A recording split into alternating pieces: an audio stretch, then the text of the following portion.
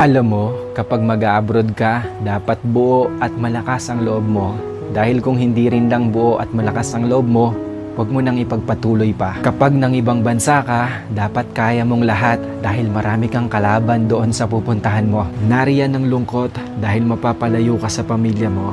Isa yan sa pinakamalakas na kalaban na pwedeng umatake sa'yo. Nariyan din ang takot.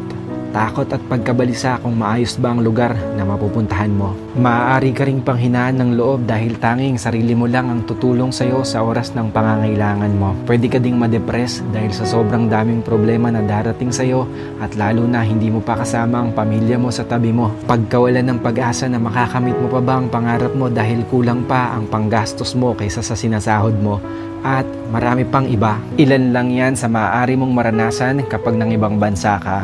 Pero dapat kapag nag-abroad ka, kaya mong magtiis at magsakripisyo para sa pangarap mo. Kaya mong indahin ang lahat ng lungkot para sa pamilya mo. Kaya mong kainin ang pride mo kahit na alam mong iba ang trabaho na madadatnan mo sa pupuntahan mo. Kaya mong magtiyaga ng matagal na panahon para sa mga minamahal mo. At kaya mo dapat makibagay lalo na't iba't ibang klase ng tao at nasyonalidad ang makakasalamuha mo. Kapag nag-abroad ka, lahat ng feelings ay mararamdaman mo.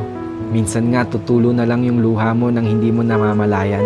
Pero isipin mo na pansamantala lang ito. Dahil sa pag-alis mo, nangangahulugan na may pangarap ka para sa sarili mo at para sa mga mahal mo sa buhay.